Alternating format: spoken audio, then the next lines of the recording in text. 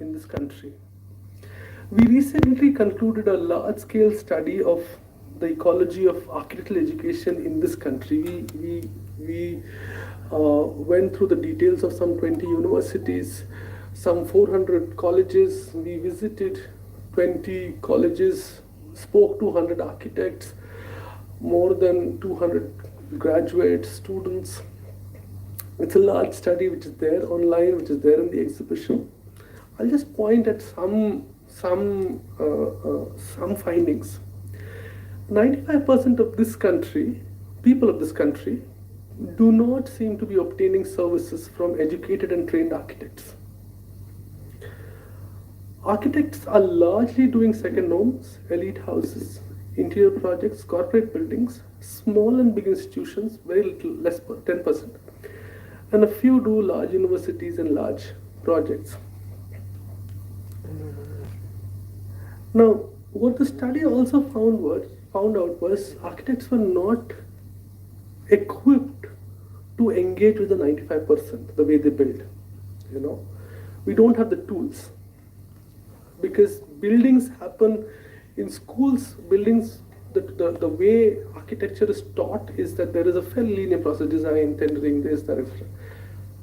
But for the 95%, which includes 70% of the rural area, 20%, 30% of slums, 10% of urban peripheries, older villages, urban villages. So here, the logic of building is incremental. It kind of, you get some money, somebody's house gets demolished, you get some material, somebody's selling something, you get something, and you get a carpenter, you extend your house, you add a floor. So 95% of this country gets built like that. And we don't have a way to teach it.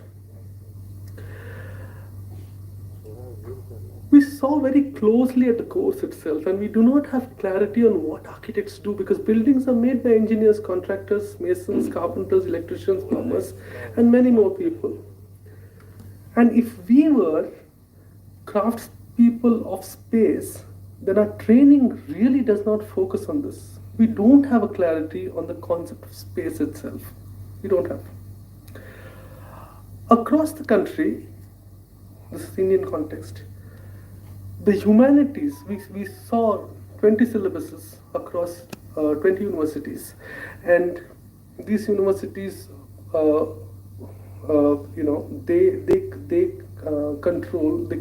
kind of impact more than 50% of the institutions across the country. So across these syllabi, we found that less than 10% of the syllabi is spent on humanities related subjects, and these humanities related subjects are also largely some kind of stylistic history. So that's the focus.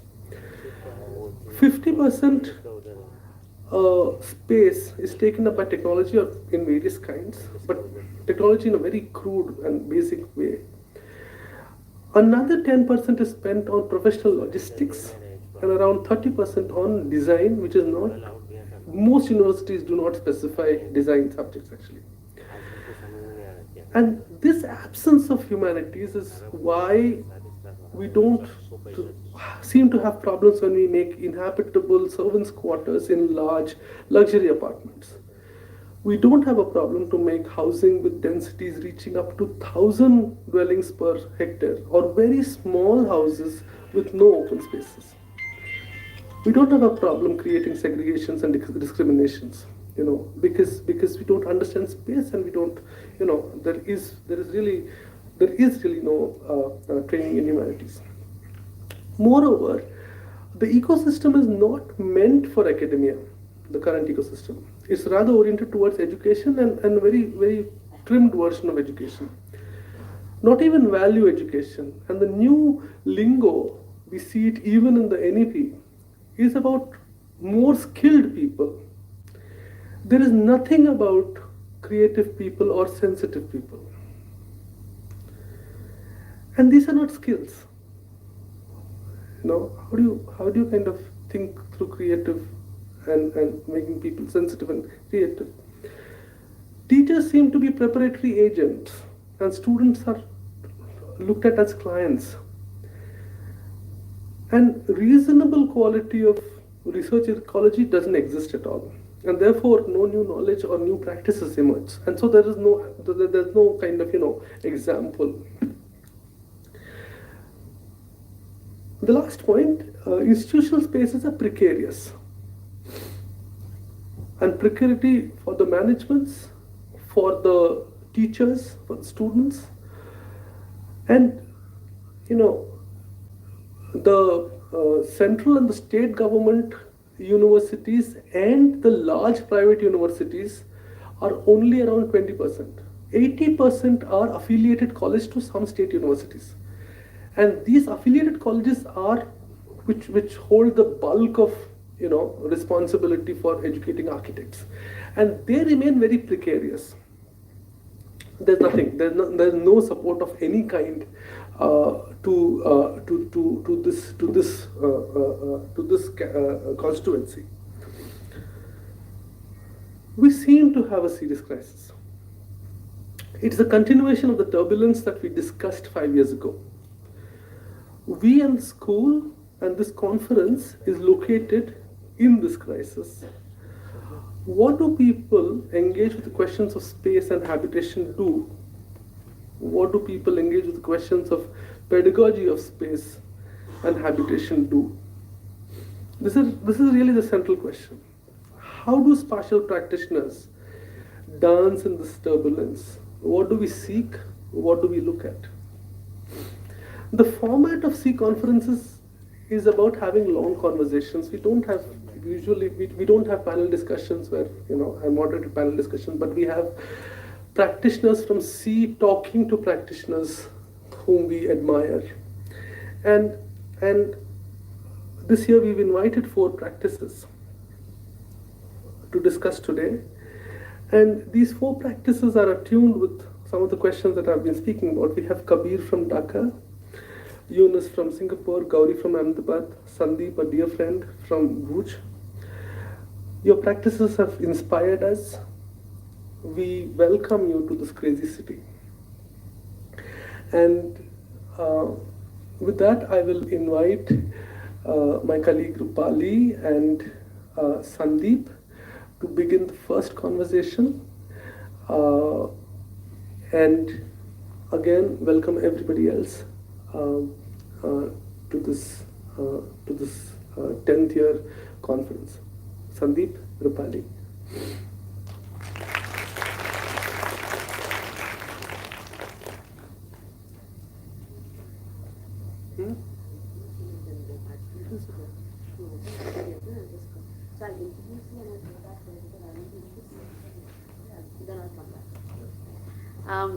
So welcome everyone. I'm going to introduce Sandeep, and then after his presentation we'll have a conversation. So Sandeep Virmani is an environmentalist and architect who works with multiple communities. He has set up Hunarshala Foundation that helps rural communities build their homes, as well as organizes artisans to provide services to cities. He has also set up Sajivan, which works with forest-based communities, including pastoralists, to revive ecologies. And this conference is called Devising Architecture Amidst Entanglements and Exigencies. And Sandeep, your practice is really an inspiration for us because it does not look at practice as a compilation of portfolios to present, but it looks at it as an ecology of practices that also then facilitates other sets of practices.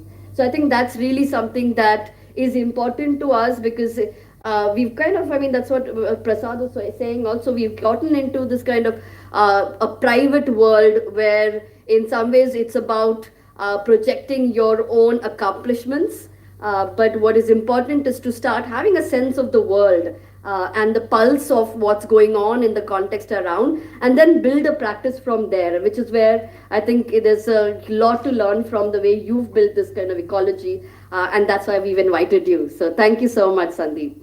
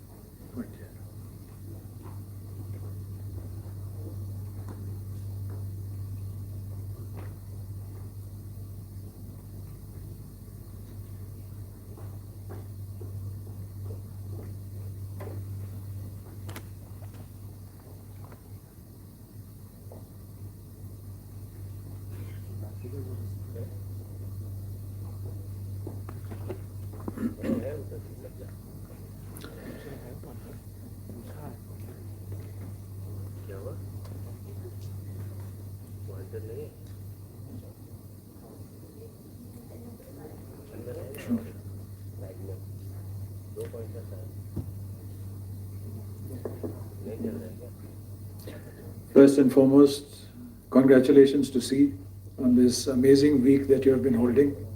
I had the opportunity to be here yesterday and witness some amazing moments. I was telling others that I was getting probably more emotional than all of you, especially when the children were making their presentations of how C has shaped them. It reminded me of my graduation day, which was many, many years, decades ago. But it also gave me a glimpse into your educational pedagogy, which I completely resonate with. I had the opportunity to host some of you in Bhuj over a workshop, which I thoroughly enjoyed working with all of you, because I found it was amazing that the students were not accompanied by faculty. They self-managed themselves over the 5 weeks that they were there with us.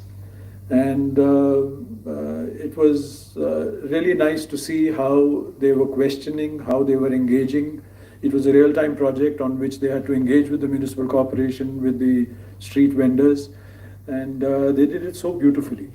So congratulations. I got a glimpse of your educational pedagogy yesterday, which completely corroborates with my experience with your children in Bhuj.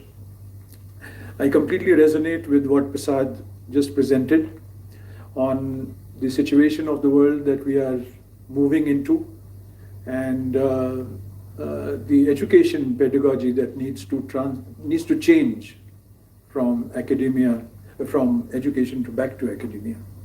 So I was very attracted to the concept note that you sent us, and I was keen to be part of this experience. And so thank you for having me here. In the last 1 week, one thing that really attracted me was the fact that all the students were actually cooking and feeding everybody. Unfortunately, I was not invited for that. So, but coming to my talk, can we go to the next slide? I just picked up something from your concept note: climate change, religious conflicts, societal hierarchies, capitalistic expressions, and the colonial histories that shape our surrounds. I think you have said this very nicely. And we at Hunarashala, unfortunately, I'm not an academic, so I'm going to rely on my own experiences to be able to share some of the ways in which we are trying to address some of these questions. So, can actually design and construction empower communities? And one thing that that we have found, or I have been lucky to be part of, is two Indias, Bharat and in India. And India, which is aggressive, we don't see ourselves as aggressive, but you'll be surprised when you see it from the other side, how aggressively we are transforming landscapes, how our market economies are ravaging. Sorry.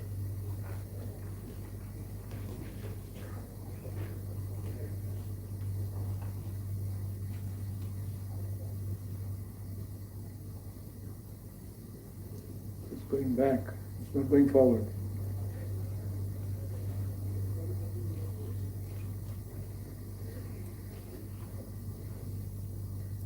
Yes.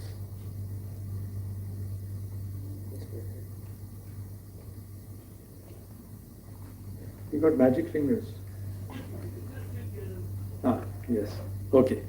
Let's try and do it. So, I'll go back to our first experience, because this is very dear to me. I say this everywhere, so some of you may have heard me, but please bear with me. I'll give you new perspectives into the same experience. So in 2001, we had this huge earthquake in my city, in my area, my region. and which actually brought me back to architectural practice. For 10 years before that, I had gone into environment and ecology and was working with communities on that. And as I said, that we have had the opportunity to be at a time where, India and Bharat have coexisted. And Bharat has given me so much of nourishment to be able to try and teach India that there's another way of being, another way of living, which I will share with you. This was my city that was badly destroyed. This building fell down in front of me. And what happened was that there's another region called the Bunny Grasslands. It's a large 2,500 square kilometer grassland ecology where pastoralists live. And they breed this beautiful animal called the bunny buffalo. And they also have camel herders coming in over there. It's a very rich ecology. So I want to share some of their ways of looking at the world with you before I come to architecture. One beautiful practice that they have is called the abat. It's something that is practiced in many parts of Asia. And this is a practice where what happens is that when the monsoons, when you come to the summers, the ponds dry up and you have to make little wells within the pond to be able to draw the sub-ground water out for your animals. So at that time, everybody makes their own little well. And the practice is that you have to call an abat, which is that one person from every household will join you in helping you make your little well. And the beautiful thing about this practice is that if during the year you have had some misgiving, some fight, some argument with somebody, that person won't show up for the abat. The practice is that the abat can't begin till that person shows up. So you send your eldest person to try and convince him.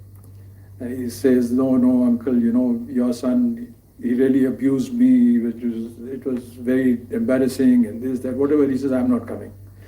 And then the practice is that you send the youngest daughter in your house. And they say that when that young little girl goes and asks Kaka to come, the Kaka can't refuse, his heart melts and he comes and joins the abat. So then the practice begins. They all get together and dig. They make a filter. The water is pulled out. Even the trough is made with mud. And up there, these buffaloes are waiting. And then they come down and drink their first water from the virda. The practice is that they all cook together, and the two people who have had a fight, they have to eat from the same plate. So what I'm trying to tell you is that they have. It's so easy for somebody to just call in some labor, pay them, and make their well. But it's a social practice, a cultural practice that if you do that, you're doing a very wrong thing. And the idea is that you bring economics, sociology, the building practice, all together in one small practice. Now, this is something that we have forgotten how to do.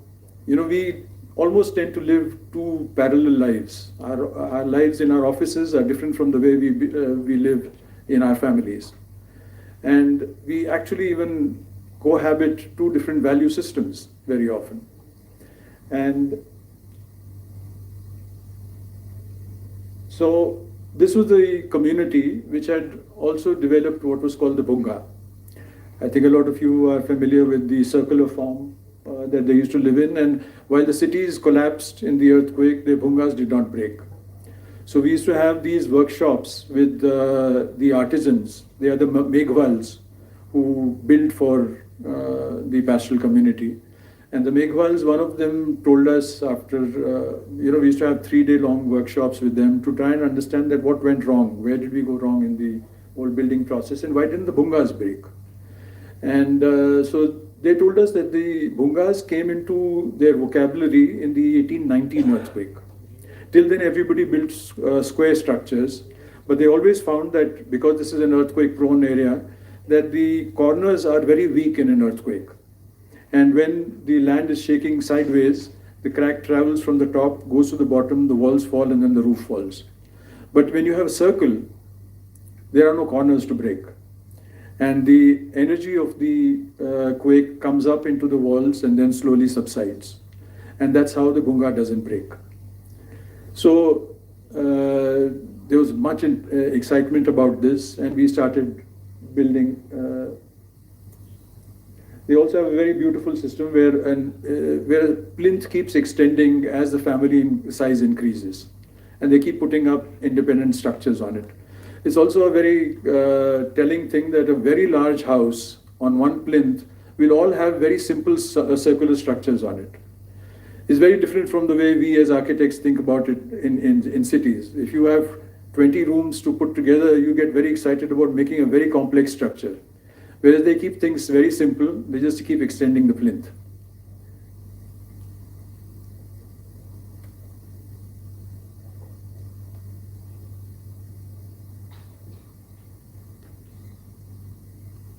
So that's a bhunga from inside.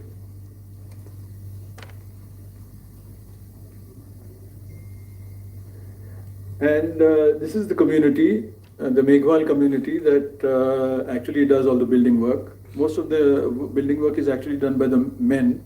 The women come and decorate the buildings after they are done. But at that time, when the earthquake happened, there was an excitement about the bhungas. We went to the authorities and we told them that these structures are very stable. The technical committee headed by Dr. Arya was very excited about the prospect of actually bringing back the bhungas in a new avatar. At that time there was a drought, so the traditional one had a thatch roof, a conical roof sitting on a cylinder, but now the women wanted something which would require less maintenance. And so we introduced the stabilized earth construction, both rammed earth and stabilized earth blocks. And it had a 6-sided roof on it. So which meant that there were structural changes that needed to be brought into the system, because the point loads of the flat surfaces was going to put an extra pressure on the wall. And so an iron bar was put into it. But after this whole thing was done, the Meghwals made a demonstration. And then the women came forward and said that we are going to do the building. And women had been organized into a big sangathan by another organization called Kutch Mahila Vikas Sangathan. And we loved this prospect. It was a big experiment, and we were a little concerned. Many people were concerned that will women who have never actually handled construction before actually be able to manage a large construction of 2,500 bhungas being built.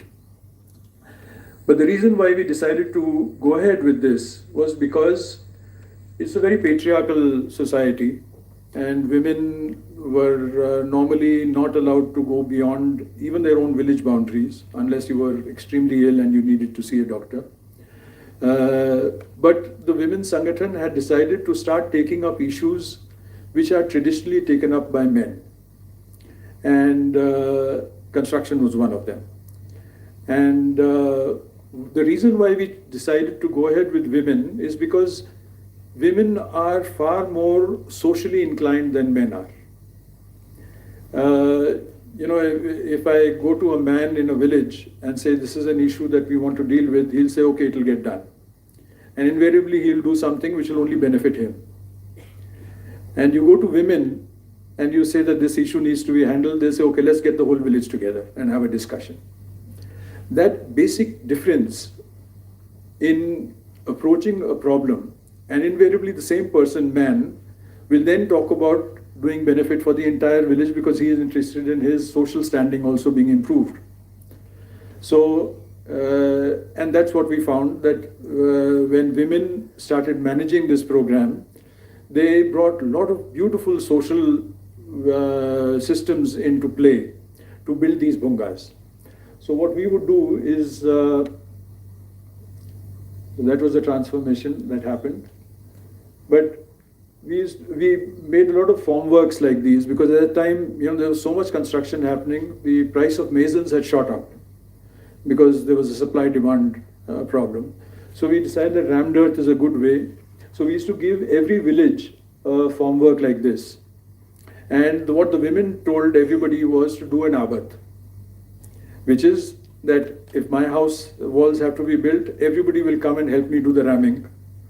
And then the formwork is taken to the next house and everybody will go and help them do the ramming. And so the entire labor came free of cost. Each bunga used to cost at that time only 29,000 rupees. So every house got 2 bungas on a plinth, and they continued to build this. The patriarchal structures went through huge change after this.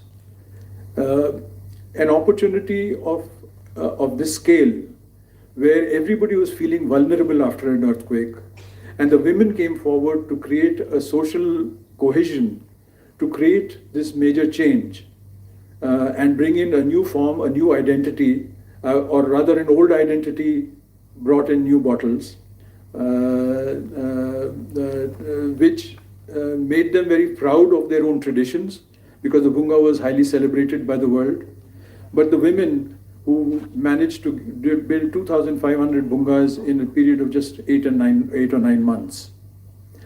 This was the first reconstruction that happened after the earthquake, and it created huge hope of rebuilding our lives all over Kutch.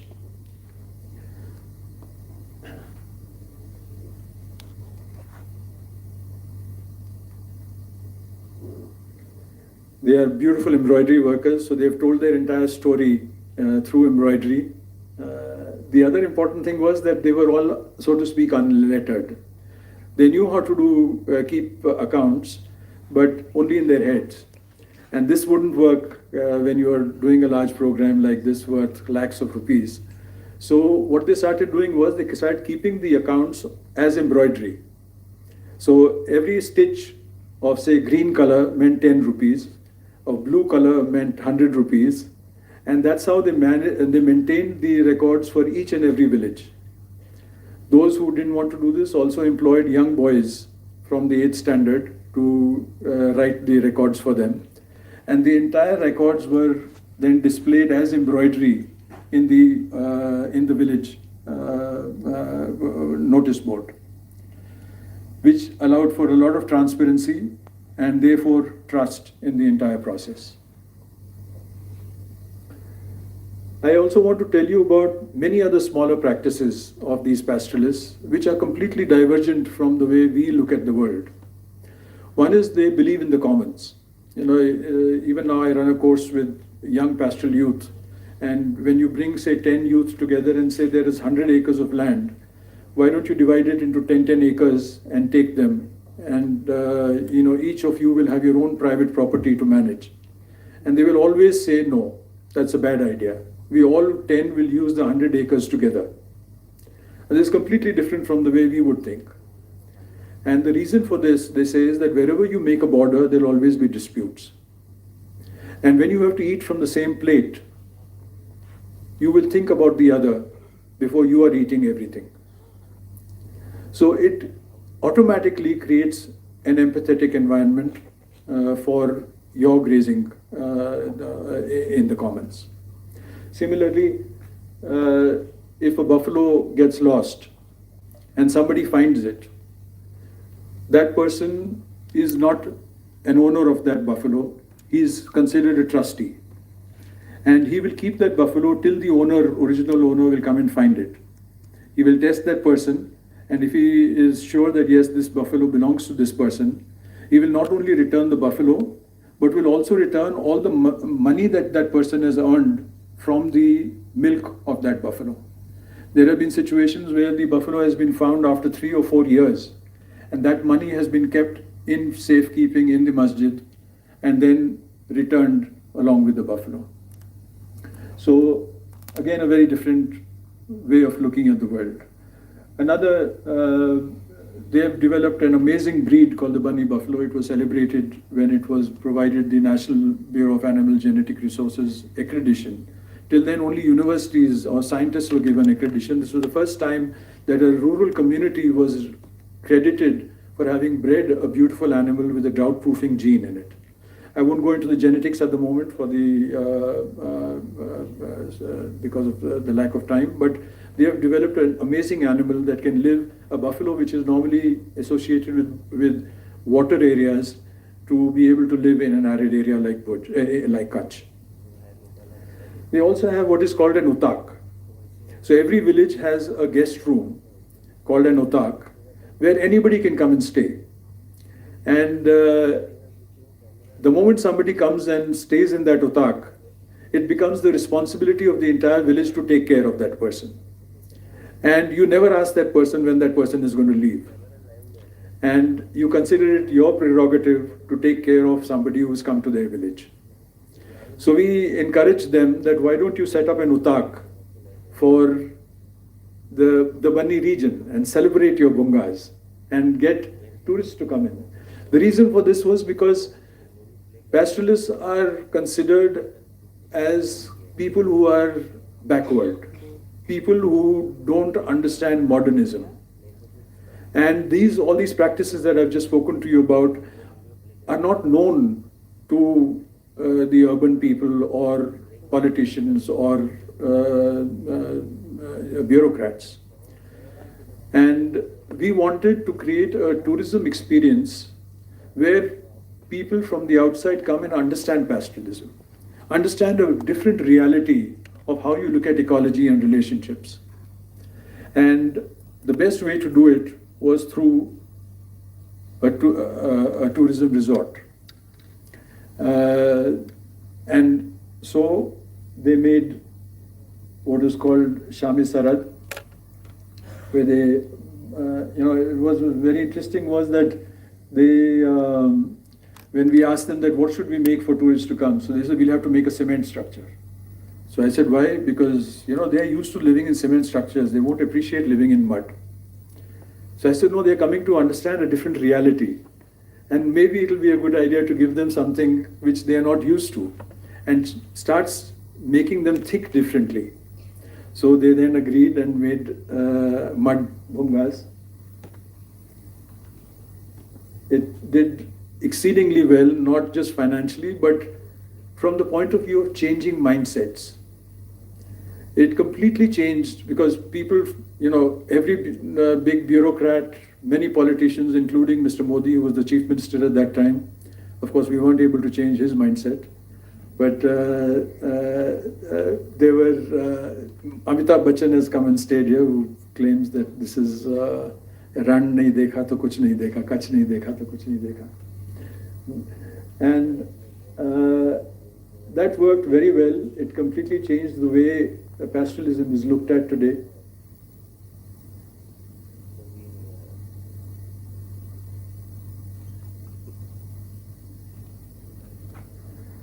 I'll also share another small experience. This is what is called containment reinforcement. This is practiced in the Uttarakhand region. And the system is that stones and mud mortar is held together by 2 pieces of wood, which are put on both sides of the wall and then connected from in between. By doing that, the wall doesn't, in an earthquake, the wood holds the entire wall together. It's called containment reinforcement. It's Professor Jagdish has done a lot of work on this. And when there was an earthquake in Nepal, we had the opportunity. So this is you can see all these wooden members on the walls. They are containment reinforcement. So we had the opportunity of a very unique and beautiful opportunity. There were Buddhist nuns who live on the border of Tibet and Nepal. And there are some 8 or 9 such hamlets of Buddhist nuns whose only role is to look at Tibet and chant for the liberation of Tibet someday. So their 200 homes had broken down, and we had the opportunity to go and work with them. They said we talked to them about this containment reinforcement, and so they said we can't cut any trees. It's forbidden in Buddhism. So we brought in wires. So this was both as bands and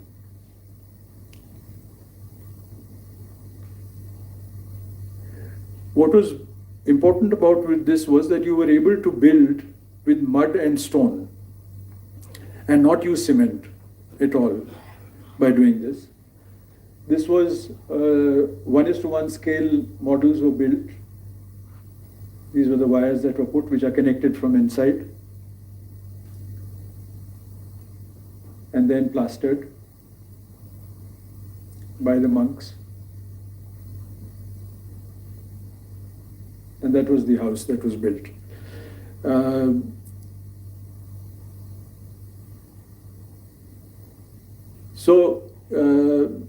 We made 1:1 size models.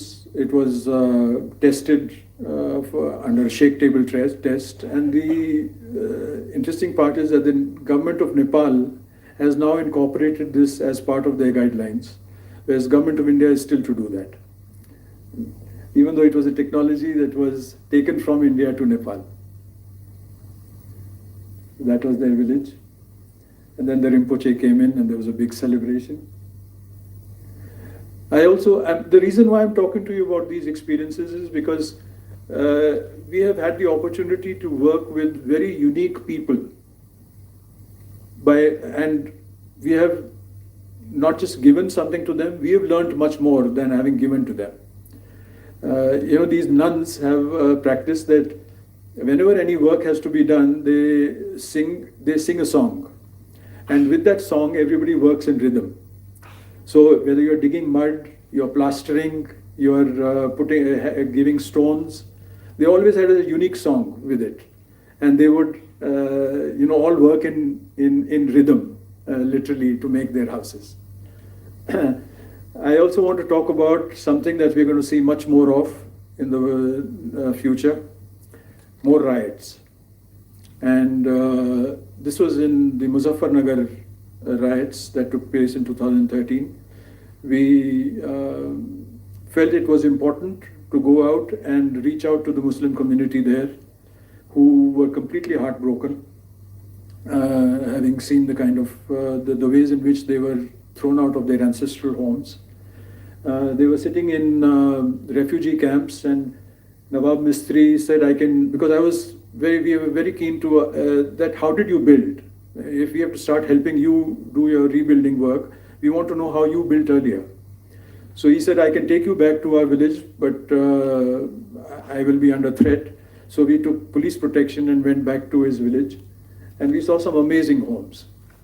And ironically, they also had the tricolor on it. And I won't go into the details. These are the homes that they built. We built about 250 homes with them. But what was interesting was that finding funding for post-riot situations is very difficult. And so we committed to them that you make one room with your money and we will help you with another room and a veranda. But we don't know when we will be able to bring in the money. So you'll be surprised that for the 250 homes that were built, all the artisans and all the vendors gave everything on credit, with this faith that we will bring in the money and pay them.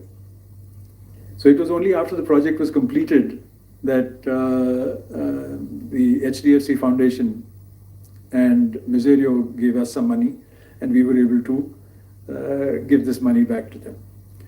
But what it did was, it created faith that when there is a disaster, you don't have to be broken. You don't have to lose faith in the other community. That there are people who will come and stand by you and help you rebuild your lives. I won't go into the details of this. I'll encourage you to buy this book where we have documented this entire participatory design and reconstruction process. But what we got from them was the shallow dome. ASI actually believed that the shallow domes which you see in most of our heritage structures, there's nobody who knows how to build them anymore. But there are about 30 to 40 such masons who still continue to build like this in spite of this never being taught. And when I found this in their villages, I was very encouraged. They continue to build these. So we made the first house with Nawab Mistri. What is beautiful about this is that it's a very shallow dome which is held by, earlier used to be held by thick walls, but now is held by a beam on all sides, so that the lateral pressure is taken. But what is important is that because there is no steel in this, in the dome itself, the life of this flat roof is much, much more than RCC. I have seen houses built 300 years, 400 years earlier, and still standing and people living in them. RCC doesn't have that lifespan.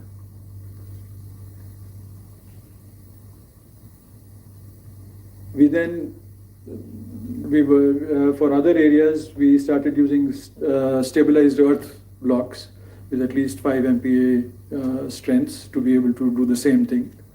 And we did a large slum housing program also using this. But then we also decided that these masons, who are otherwise shrinking, there are only about 30 of them left, can we introduce them to the world and make them available to everybody to build with? So we did a large conference. We encouraged large architects, big architects, and developers to come in. And ever since, the number of artisans has now gone up from about 30 to about 50 of them now, because they're getting much more work. But in the process, they have given us an entire new way of building, where you can actually make low carbon walls as well as roofs and in multi-story structures. This is done by Laurent Fournier in very recently, a big craft center.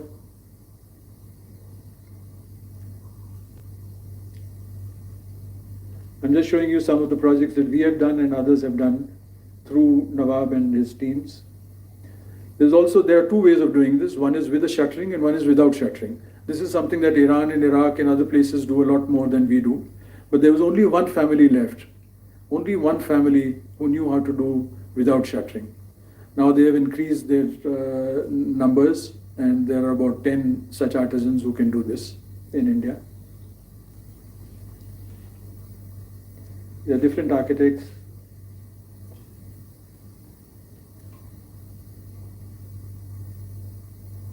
We had the opportunity to take the only artisan who was left from Rohtak to Abu Dhabi in a large exhibition. I also want to talk to you about how we have learned from different traditions. This was something that Alpa was also involved with. Alpa is sitting here. Alpa Sheikh, she's a very eminent structural engineer. She was part of a committee that Gujarat had set up to do rural housing.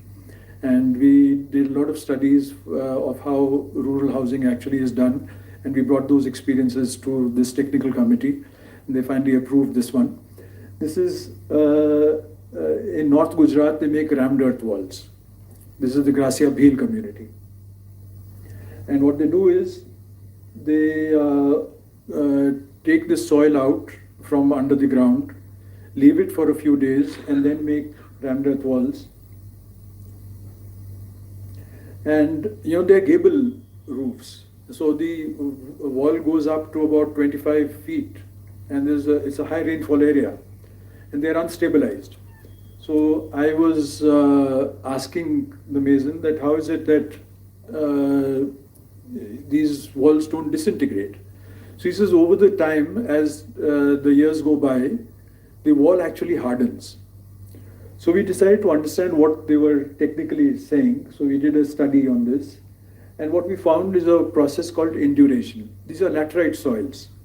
And in laterite soils, what happens is that when the iron is exposed to the atmosphere, it oxidizes to create iron oxides, and iron oxides are known to be good binders. So once you do the rammed earth wall, it keeps oxidizing, and slowly in evolution, these laterite soils become laterite stones, what you find in Goa being used. But the whole process of actually hardening starts on the wall itself.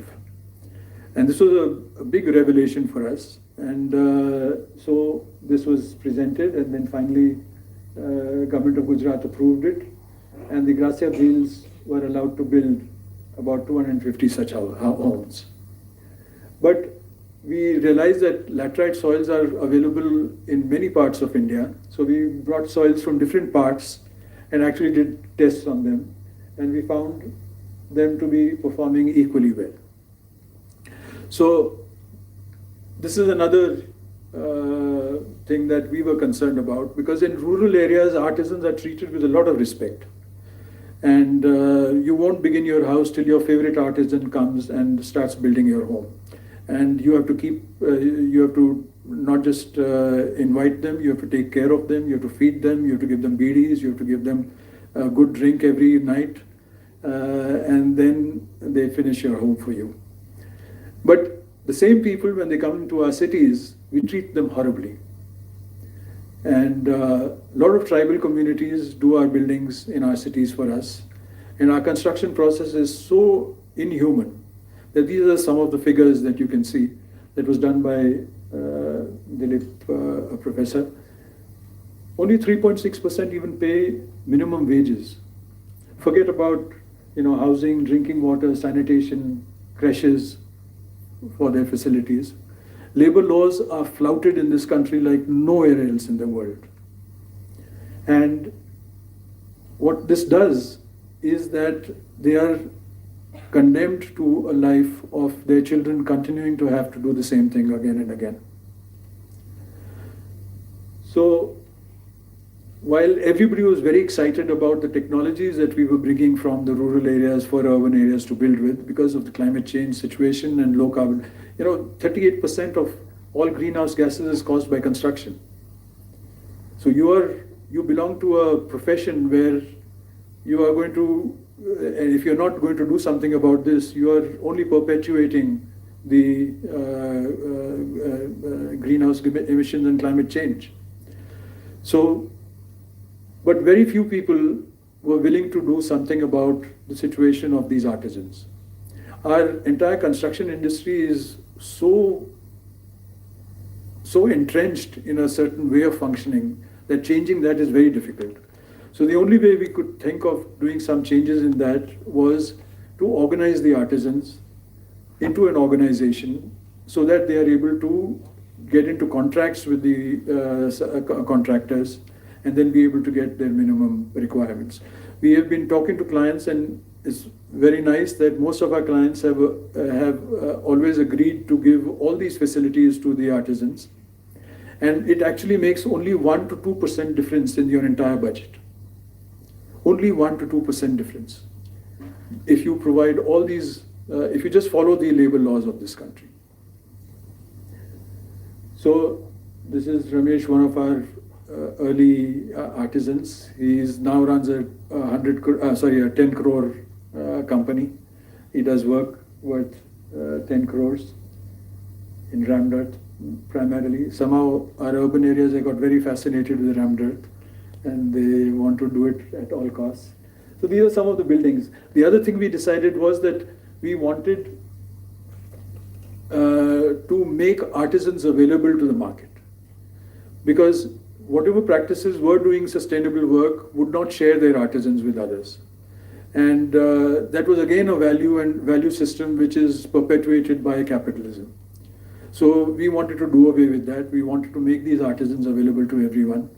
And so I'm showing you some projects that we have done, some that other architects have done. This is by Sameep, using these artisans. This is by Professor Chaya.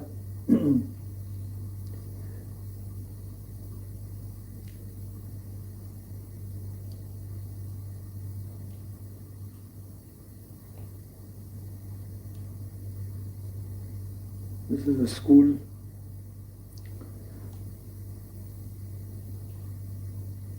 This is also another school near Sayadri, the Krishnamurti School.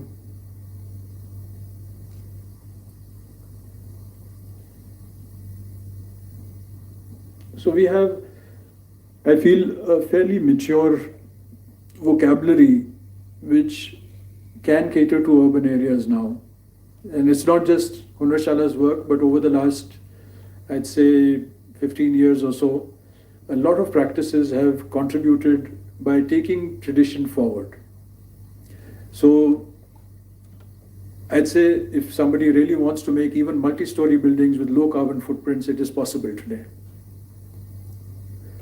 We had the opportunity to work in Abu Dhabi, where we had to restore a lot of their heritage buildings, which allowed us to make sufficient money to be able to set up a school for artisans in Kutch. I'll talk about that.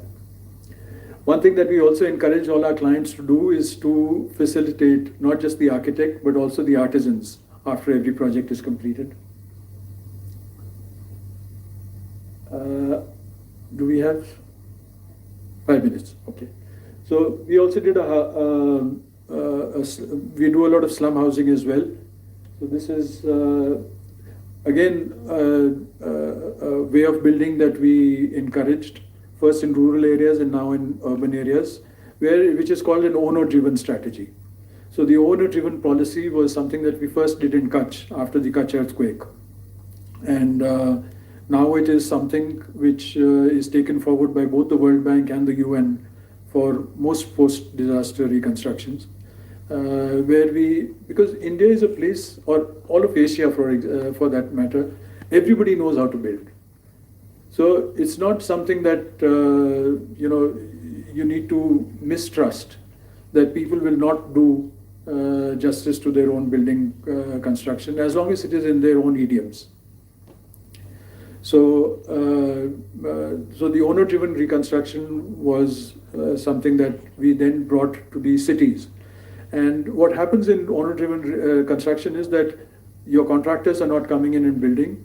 So therefore, people put in a lot of their own money, their own labor, their own resources to be able to do much more than what the state funds can do. So this was, so here we designed where you can separate the pedestrian and the vehicular movement, so that every cluster of homes can have access to all facilities of schools, hospitals, markets by just walking without encountering traffic. These are incremental homes which allows them to continue to build at least 3 stories up, increasing their densities.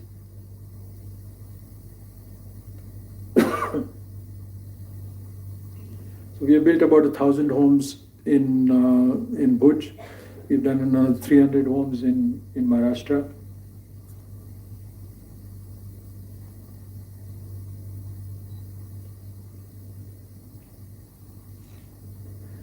And finally, on education, I think I had the opportunity yesterday to understand your pedagogy, which was something I completely resonated with.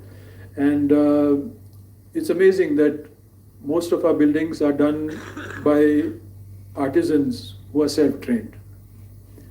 There is not a single school that teaches artisans in this country. So this was the first, as I told you, the money that we made from Abu Dhabi, we set up an artisan school, which has been running for the last 10 years now. We have about 25 students that come in every year. They stay with us for 1.5 years. And what is wonderful is that when architects come, we do a lot of workshops with architects, architect students as well, that we give them the opportunity to work with these students, the artisan students. And both, whenever different disciplines come together, there's always huge creativity that opens up. And by doing this with young artisans, they learn how to understand drawings, they learn how to code, they learn how to design. And this is a school that they have built on their own. So the entire school is actually built by the students themselves at very low cost for us. And I believe this can be done with architecture students as well. Another thing that they do is that the last 4 months of their education is doing a real-time project. So they all go and actually build for a client of ours. And by doing that, they get a lot of confidence that in the real world, they can actually make a house or they can make a building, and a green building at that. So I feel our architects can do the same. Invariably, our architects don't get the opportunity to actually put brick on brick and actually be able to have the confidence of what goes into a foundation to the roof.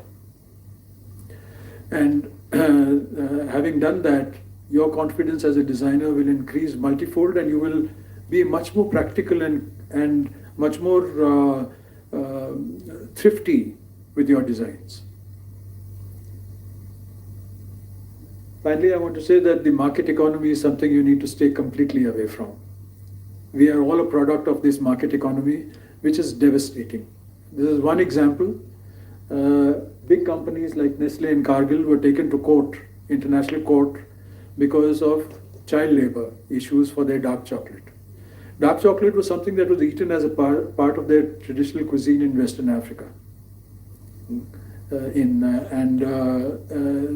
When all of us were told that dark chocolate is healthy for you, the demand for dark chocolate increased so hugely that they actually went and cut down 80% of the rainforests of 5 countries in Africa to grow this cocoa bean. And then they used child labor on that. So they were taken to court. And so anything that is successful in the market economy, you can be sure that some ecology is destroyed somewhere. Ecologies were meant to only sustain and support the people who lived there, not to support something that the entire world wanted suddenly.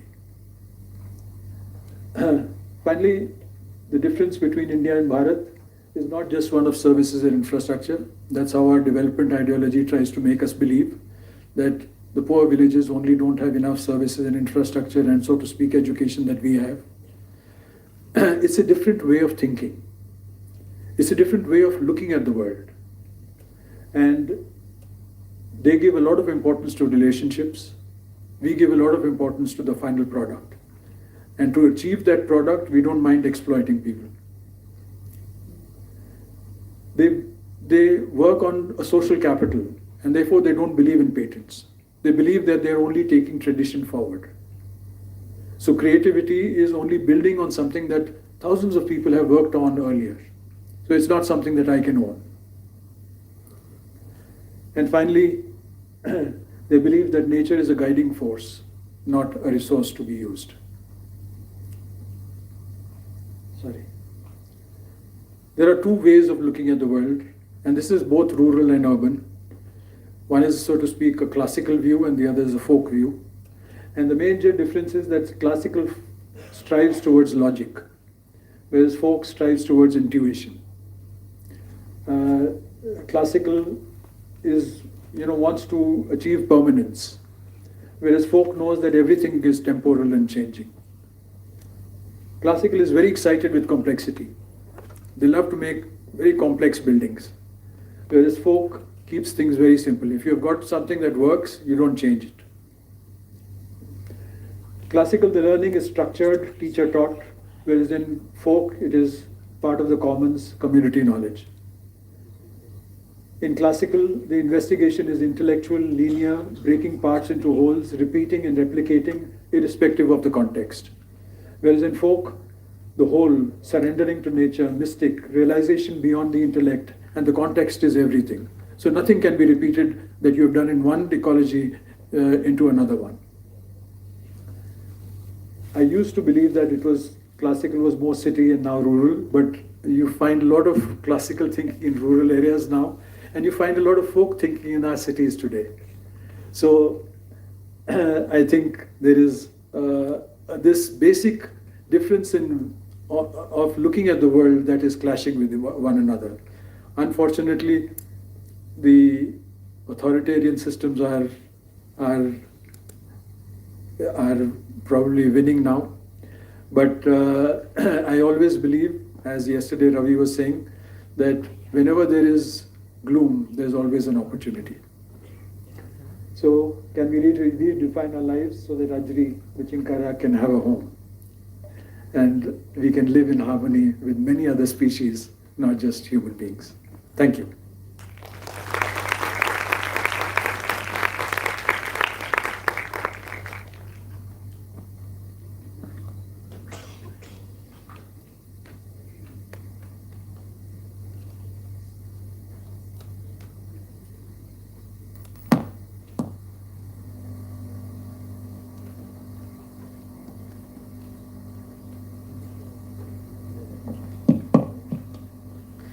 Hello. Yeah, Sandeep, thank you so much. That was so inspiring. Um, I think you ended with saying we need to have a different way of looking at the world, and I think that's the crux of all of this. We were talking in the morning, and we were saying that we have to have more conversations from South Asia, from Southeast Asia, and I think really what we really need is a new theory of seeing the world, of understanding the world. What are our structures of knowledge? Because I think the structures of knowledge that we've built so far, they've come from modern ways of doing things. The modern ways of doing things have come from a colonial episteme. And in some ways, these have become normalized, right? Like a spatial way of thinking that has almost become, I mean, it's normalized, it's become the thing that you go to, the standard, right? And so, how do we completely change the way we think of the world? And also, I think what is beautiful in what you showed us is that this is a theory that needs to be lived, right? So it's not a theory of space that we, have out there and then we sort of circulate in curriculums, but it's also a lived experience, right? I think that's fantastic. I have a couple of just three questions, then we can also open it up to the audience. One, like I started in the beginning, that what is beautiful about your practice is that it's not a private practice or compilation of portfolios. It's an ecology, and we heard a little bit of that. But if you can elaborate on how you sort of built this ecology, what is this? I know it started after the earthquake, and then there is Hunarshala. Hunarshala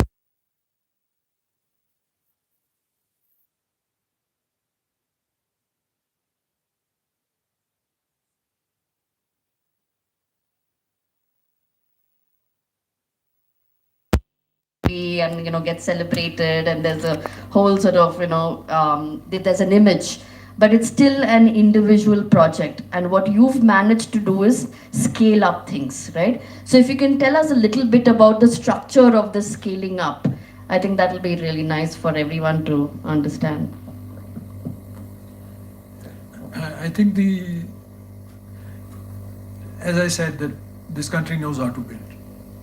So, as long as you are reinforcing their identities through their own cultural idioms, and you are giving them an opportunity to be part of that,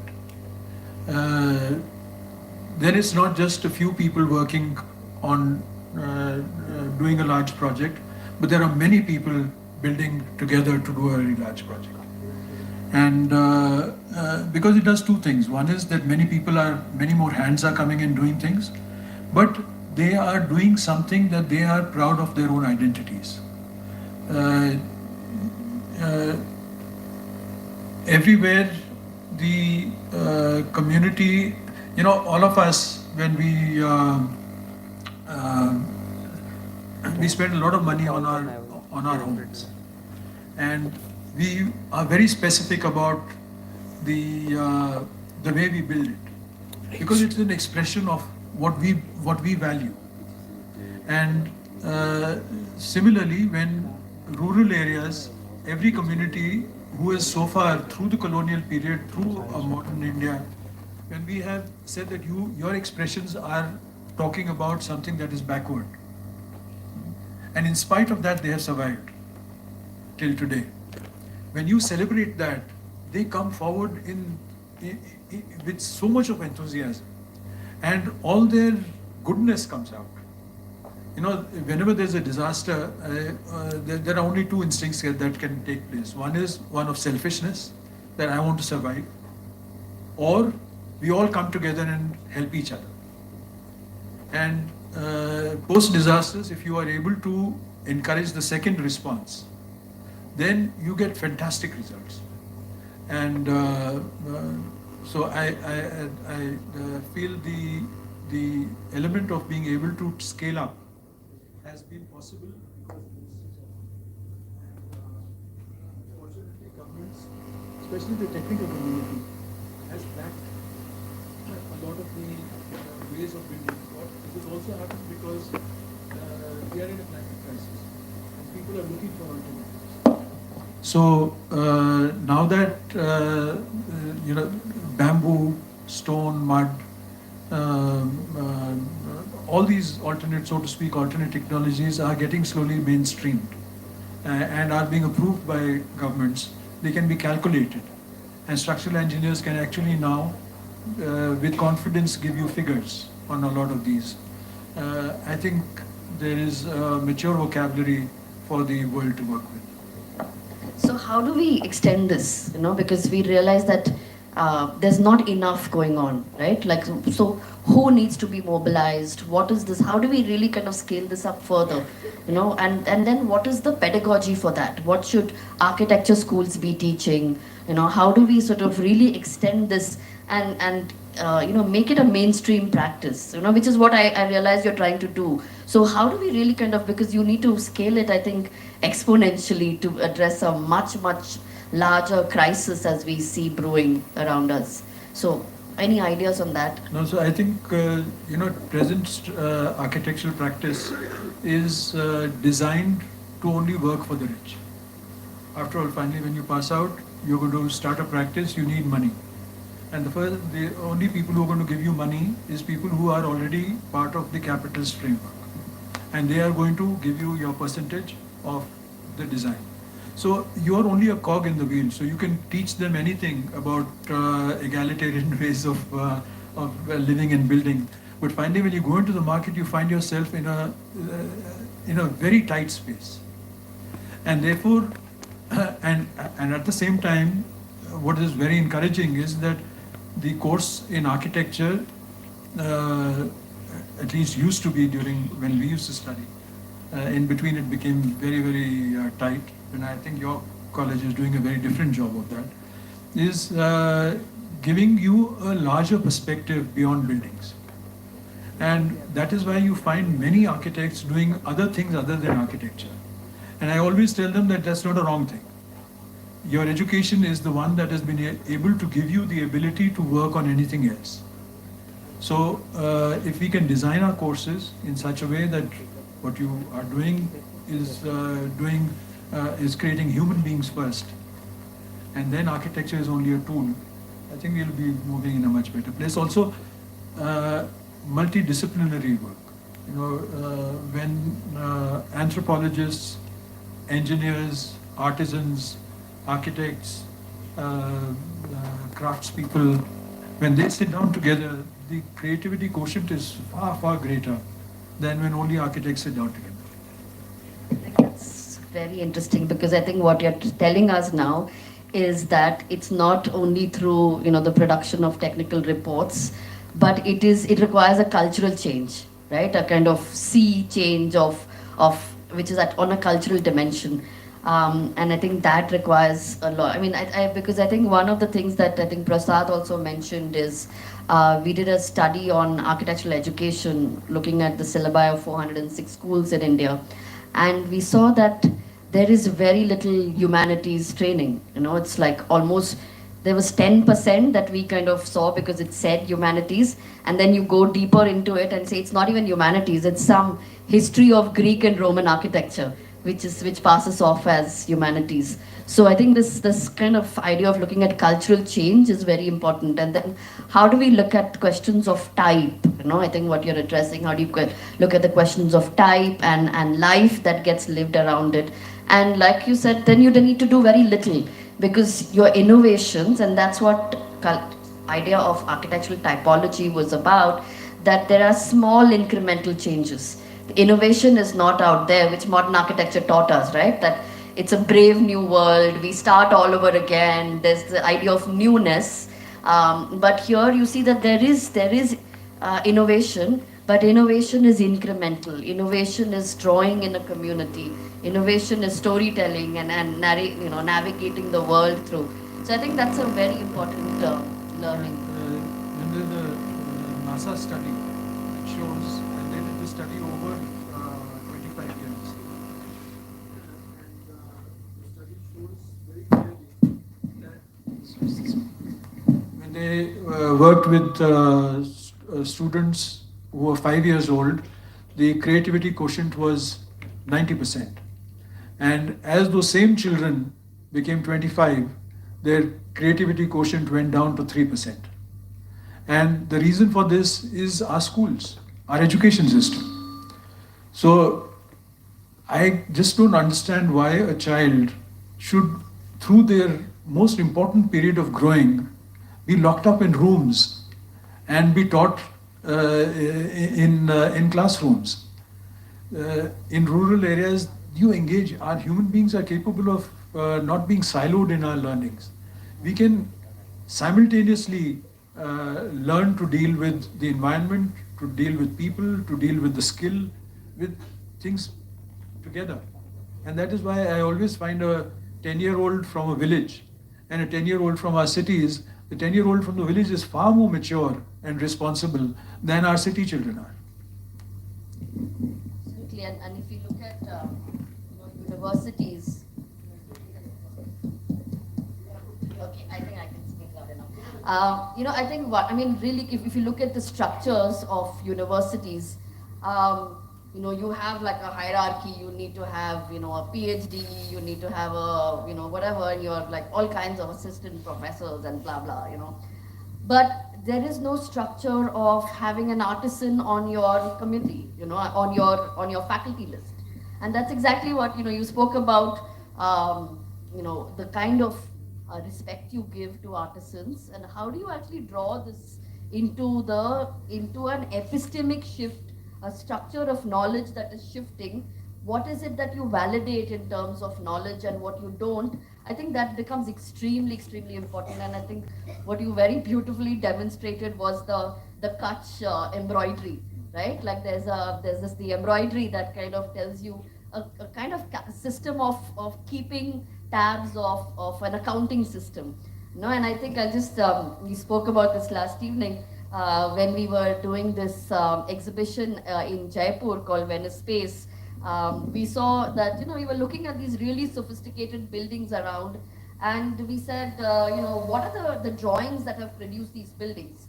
And we went into the city archives and we started digging, and then we found these drawings which were like miniature paintings. There are little notes that are written on the side that says, oh, so much masala. Masala is the mortar that is, or, this is the amount that is spent in traveling from this place to this place, and this is the number of people who are working. And these are notes, and then you realize this is actually a working drawing, But that working drawing produced a community where there were many architects. There wasn't that one hero architect, who was then the builder or the maker, or, So how do we actually get back this kind of, idea of a non-hero based structure of the profession? There's so much relearning to do, unlearning to do. Whereas, I'm not saying that there's everything in the past, which is what you also showed, that the past has also been patriarchal, extremely caste-based. There's a lot of violence there. But how do we look at a different kind of modernity? And I think we had those. There were, you had so many saints and others in our own, cultures that looked at a different kind of way of working, not romanticizing the past, but moving ahead. And I think some of your methods actually showed that of course you cannot keep thatching. It's the women who would have to do it. It's affective labor in various places. So you innovate, but you innovate so that there is an egalitarian society that you produce, and don't innovate for the sake of being published in a magazine, or for the sake of newness. So I think that is very, very interesting.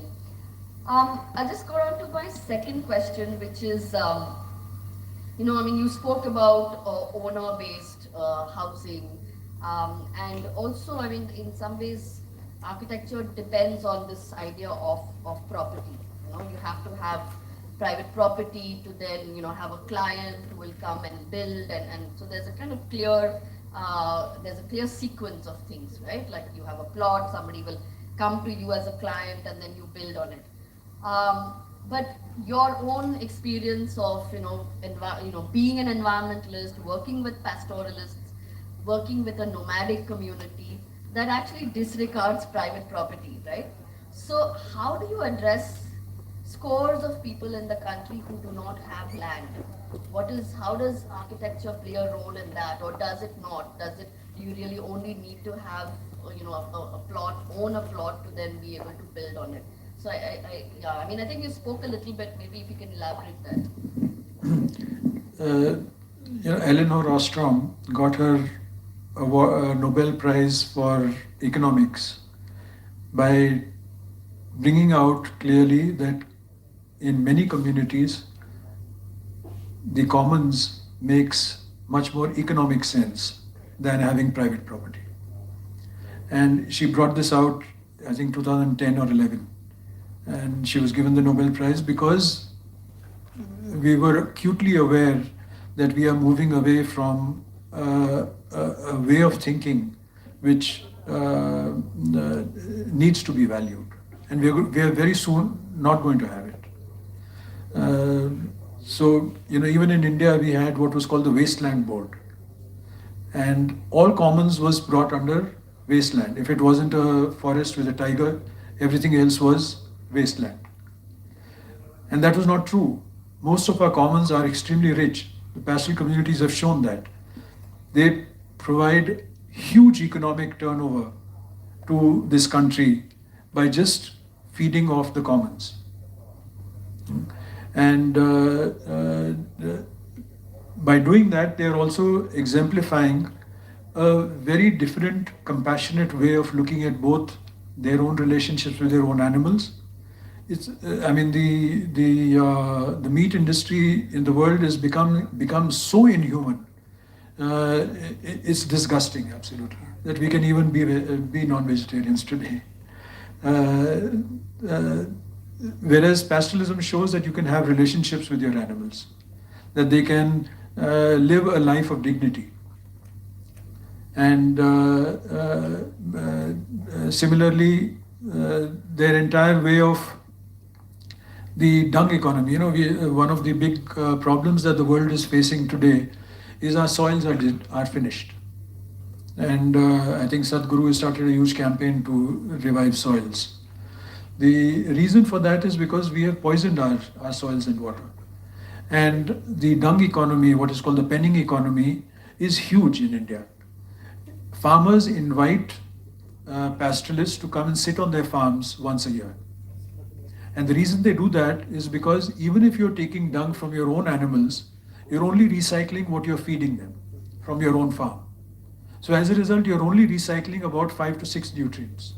But when an animal, a sheep or a goat or another animal comes from the forest, that animal is bringing 16 to 18 different types of nutrients onto your soil. And this is something that pastoralists and farmers have known for hundreds of years.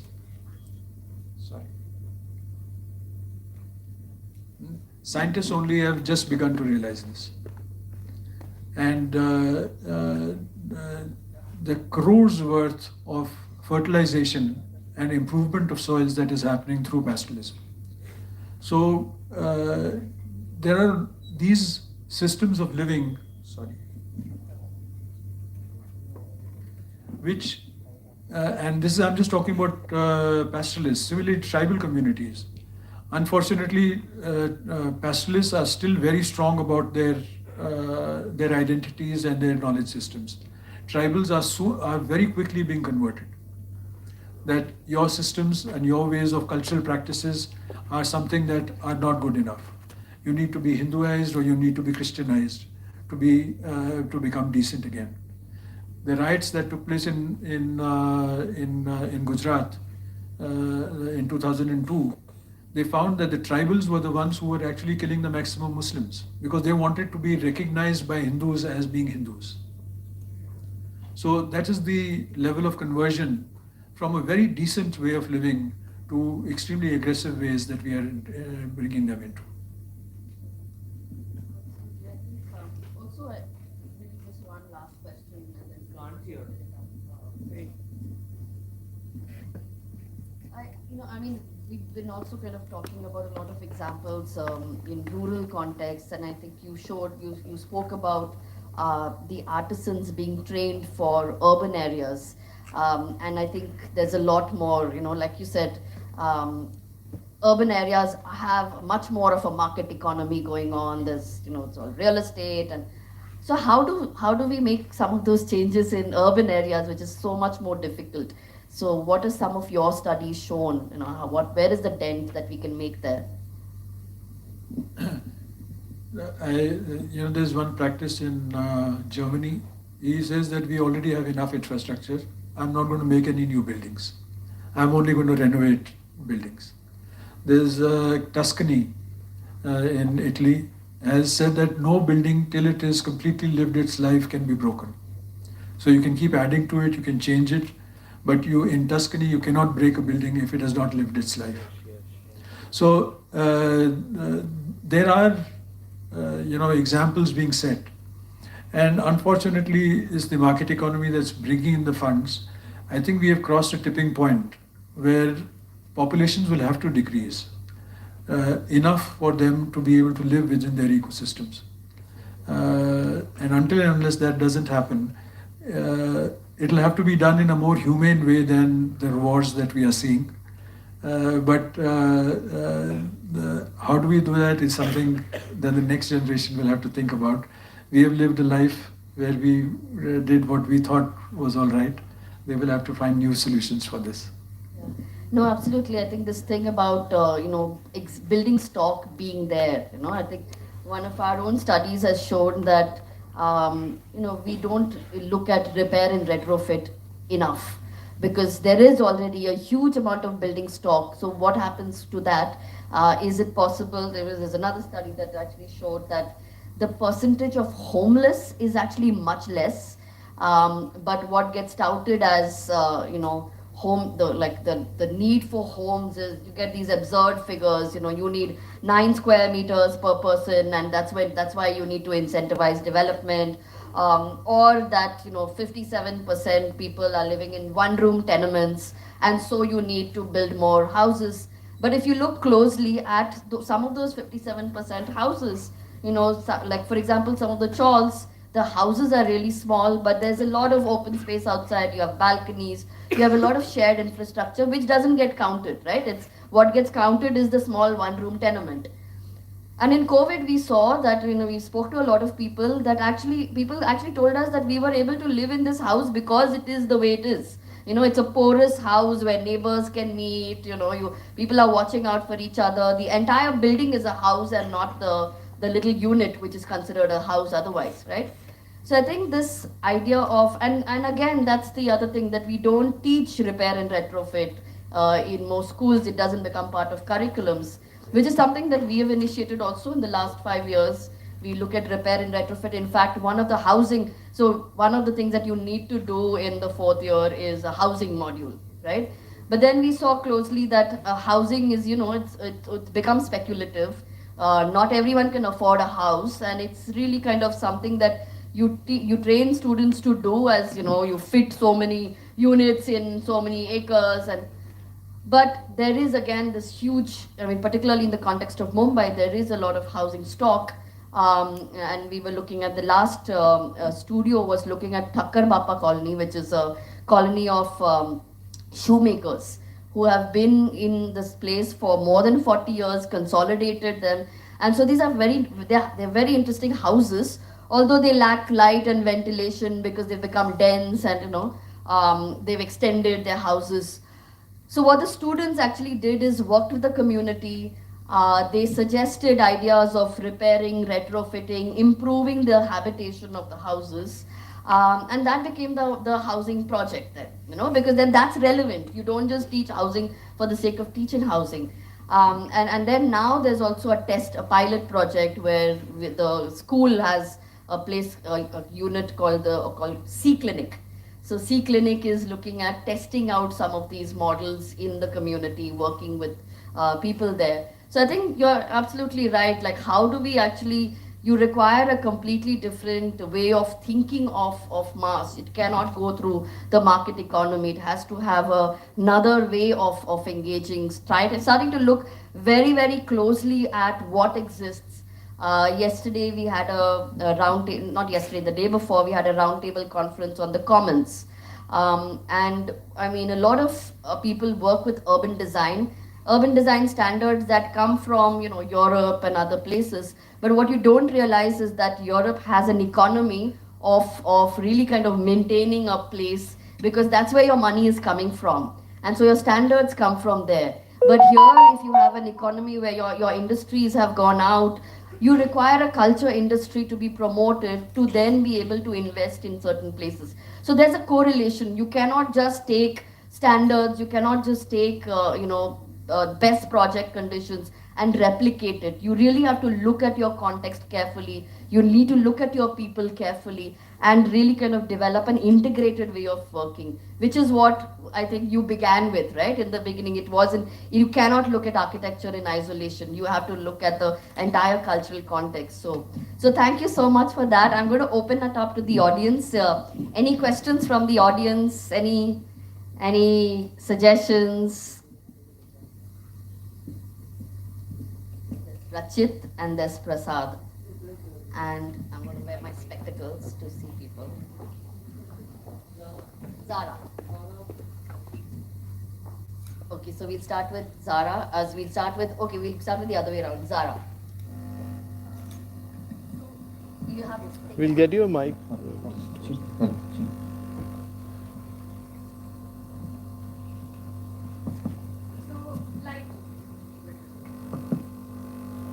Rupali mentioned that we were working in Thakkar colony and we were looking at housing, mass housing. So the way you work is with communities, and there is a large sense of community going on right there where people build together. But while we were working in Thakkar, there was a sense of community, but people were not really very concerned with how the other person of the next house will build. So that is what, in a scenario like Mumbai, where you have a very rich ethnic mix of people and there's not a homogeneity in your neighbor might not be from the same culture as you. So, might not be the same religion, linguistic culture, everything changes in the next house. So, in a scenario like that, how do you build? How do you bring, it's not easy to bring in a sense of community because there is not a homogeneity out here. So, in this sense, how do you build? How do you get people to think in a way that the houses that come up correlate or respond to the house next to you? That is something that even I was personally struggling with when I was working for my housing. I was looking at how the women can maybe come together in a cluster and improve their conditions. Because rather than working on it individually, if you have shared spaces that help you on much more. No, you're right. What is happening is that we have been trained to believe that if you're individual, you're better off. But we have found regularly that when the women of a region are brought together, they think differently. And so that's why most of our work, we first bring the women together. And they are very open to the idea of communally doing things than men are. And invariably the men follow suit. But it also requires some amount of social organization well before the construction is discussed. So if a community is, so I'll give you an example. In in Thailand, they had a very large program for slums, and before even the prospect of the slum being redeveloped was discussed, an NGO would go in and just organize all the women together for at least 6 to 8 months into self-help groups. So the women were meeting, they were having discussions, they were discussing their issues, they were developing their relationships again beyond their traditional ways of coming together. And only 6 to 8 months later, when they actually started discussing the housing, out of the 200 slums that they did, you'll be surprised that almost 80% of them chose to put only 1/3 of their land into private property. 2/3 was left as community land and community assets. So there is a process of rebuilding the social capital. It takes a little while, but it comes very easily to underprivileged people than it comes to privileged. So they have to be given that opportunity of redefining the way they want to engage with one another. That's it.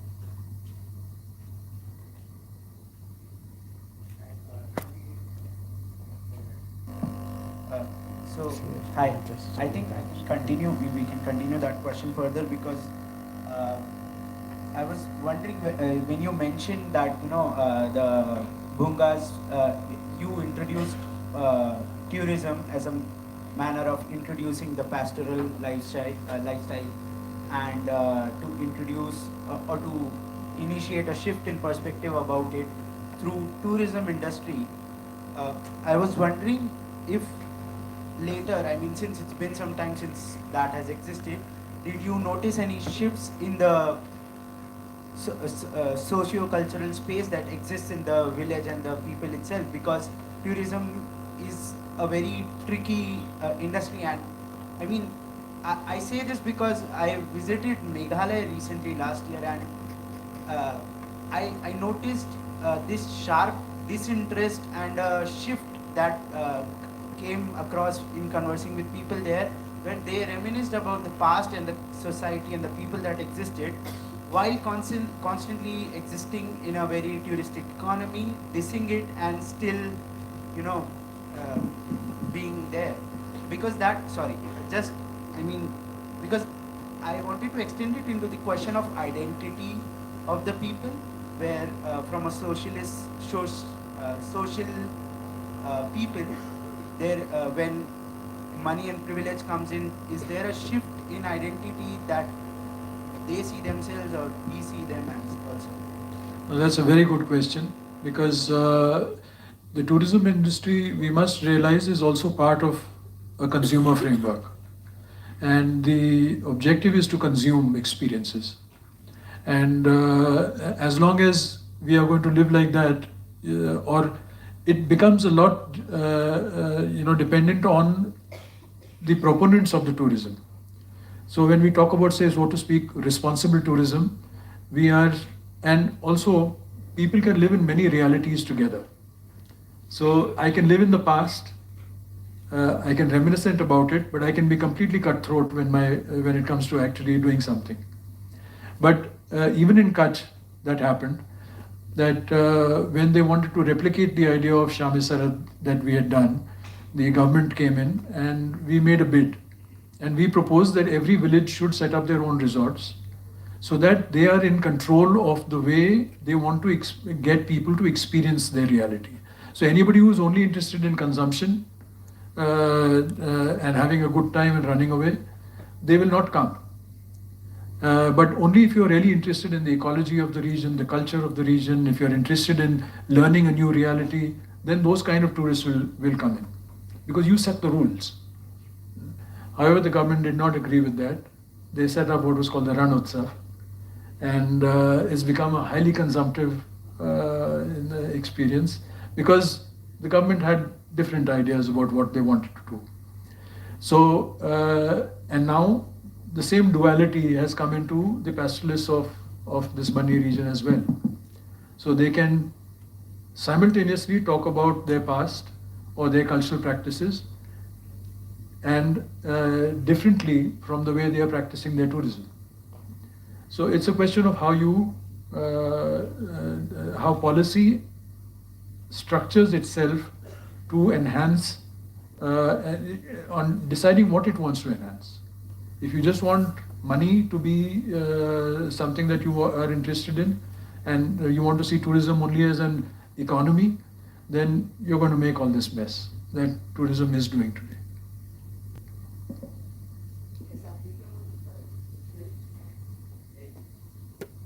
You can commodify even your cultural practices. In Rajasthan, they even do mock weddings for foreign tourists, just to give them an experience of what their tradition is. So the human being is very interesting. You can completely alienate yourself from your own reality and commodify it. Prasad and then Alpha. I just wanted to react to exactly this point. Go ahead, Alpha. So, I know, Sandeep, I just wanted to share an experience that, I go to Nakhatrana, that area has a special bird called the hypocoleus. And that comes, just for a few days, and there is just a couple of people who are the locals there.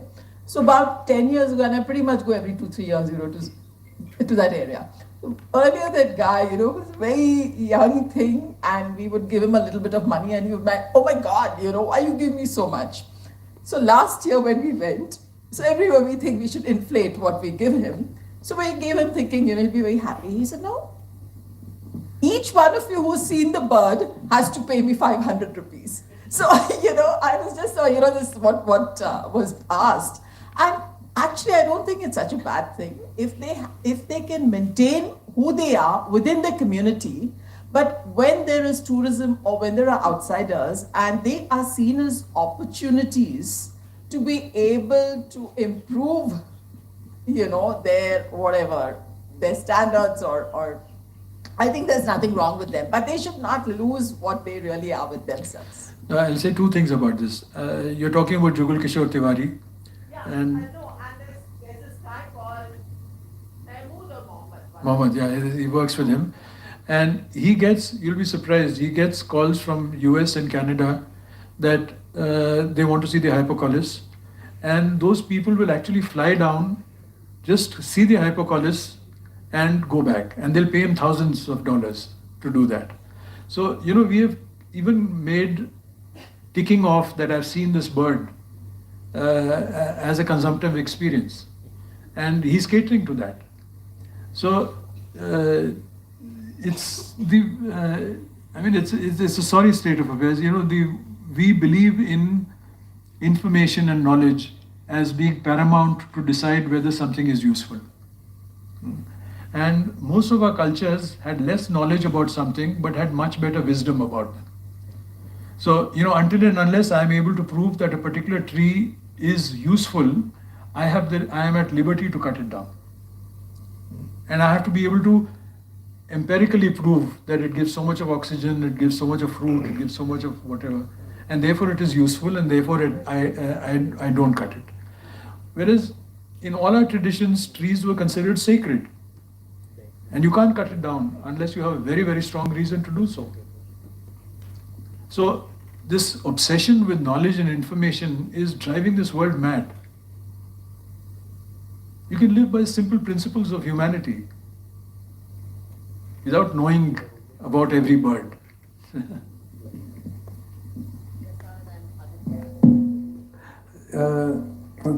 Thanks, Sandeep, for always being so inspiring and particularly to open this conference with such a practice. And I think it was very pertinent. I don't have a question. I'll just pull out some 4 threads from your presentation to kind of make one point for the students.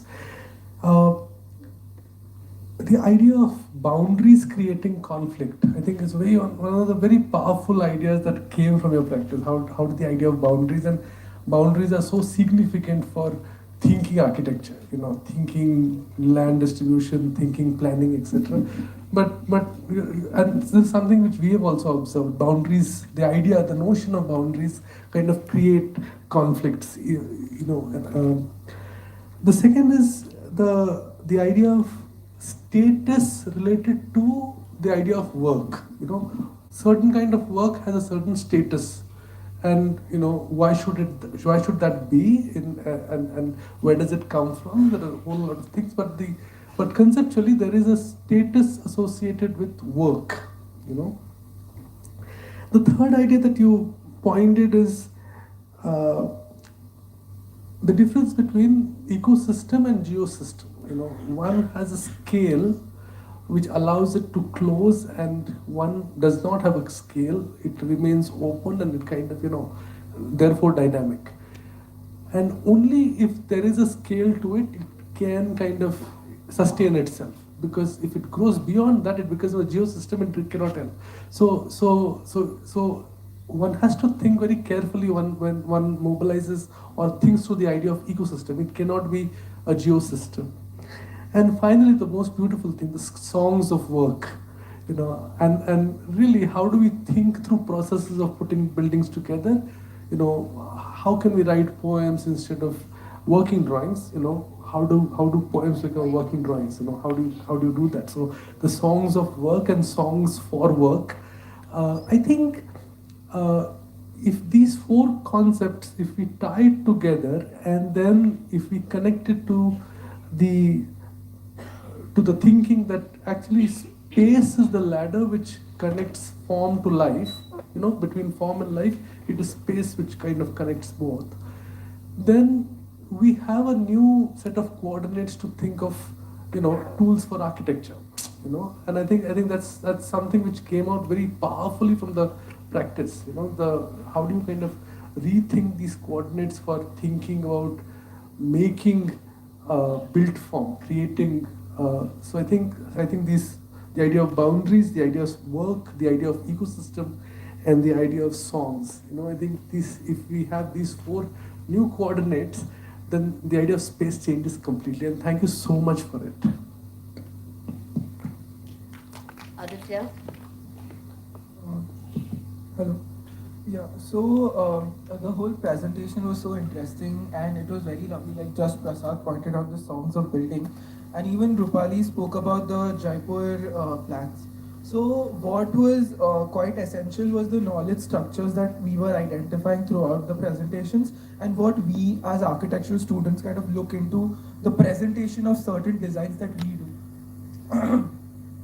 So the plans and sections that we make, and even we went to OCHA last year where we looked at these structures and older places of like built structures which were totally built on the idea of like certain rooms are at proportion of 3 by 3, or that will be a multiple, like the bigger structure will be a multiple of that small room. So these certain knowledge structures, and how do these language, like you are working with artisans and they have their own knowledge structures, and you have a school that teaches them that. So is there something which is interesting that happens between the conversation and the shifts in the ideas of representation with the architects who are now designing your buildings? Very profound question. Yes, I'll give you an example, not from architecture, but I do a course on pastoral ecologies. It's a 300 teaching hour program, and it's designed to do this with pastoral youth. And in that, what we do is every week we'll have a 2-day session on a particular subject, and then the students have to go back and talk to their elders and come back with relatable stories on that subject. So what happens is that we talk science, they talk tradition, and then they bring the two together to say that this is the logic behind a cultural practice. We also bring a lot of these elders into the classroom, and the way they talk about the same subject is very different in expression. So for example, there are 45 different types of grasses in Banni. Each grass is remembered not by its taxonomical name and its usage, but as stories, as mythological stories. So the mythology links not just its importance, but also how it is related to their histories. So it's a very different way of looking at species. And it's important to sometimes bring science to a story, because it then reinforces the reason why that cultural practice is important. So this combination of informal science and science coming together is a very powerful area of exploration. Isha.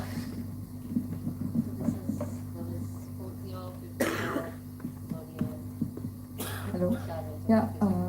Hi. So I had a question. So in your final slide, you had mentioned that there is obviously a mixing between classical and the folk that is happening. So there would be traces of these mixing with the urban in some of the communities of these places. So, which would obviously lead to certain aspirations, be it technological aspirations or ways of living, and which might lead to a certain typological shift that would happen. So my question is about type, and these aspirations. How would you then cater to these aspirations through typological shifts in this particular context? Be it in like homes or in any other built form.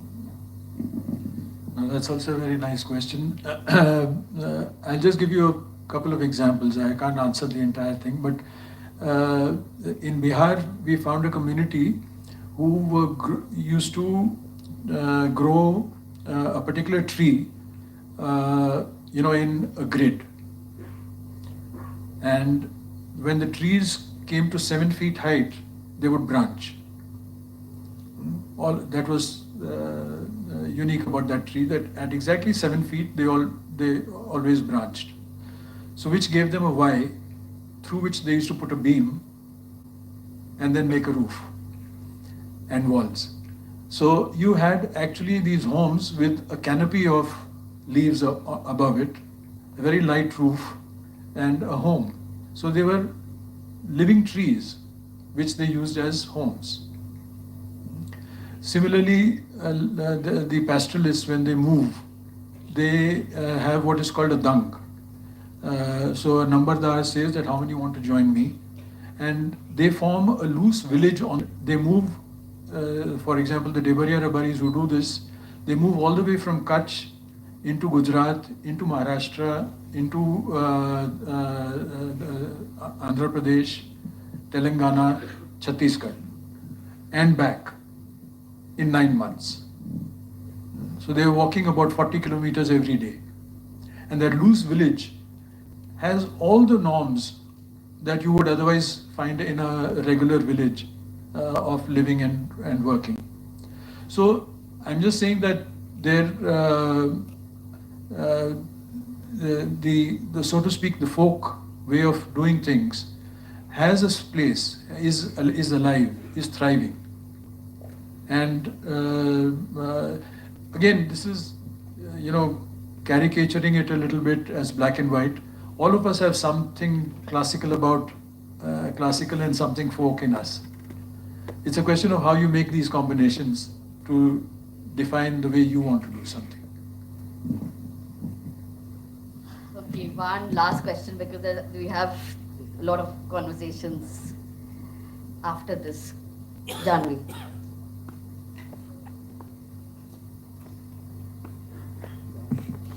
Because there's this constant learning from the traditional building techniques and the traditional forms, where you spoke about the form of the bunga, and so what are the newer explorations, or what are the other explorations in the form of the space that have helped or that lend to extending this idea of building the community?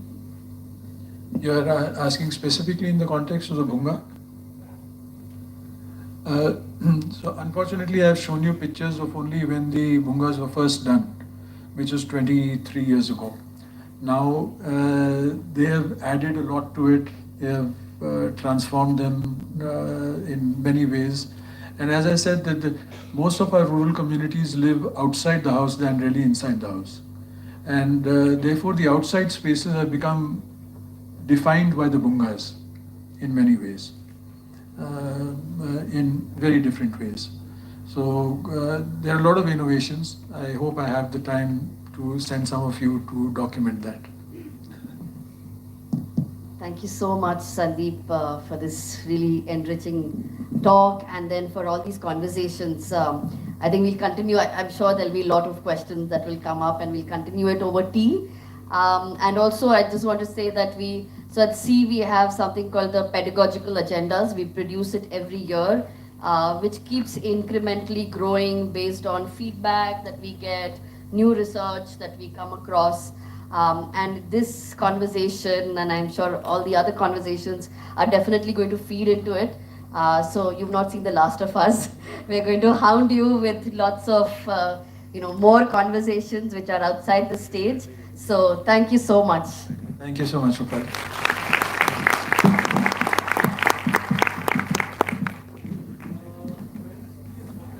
Where is tea and what time?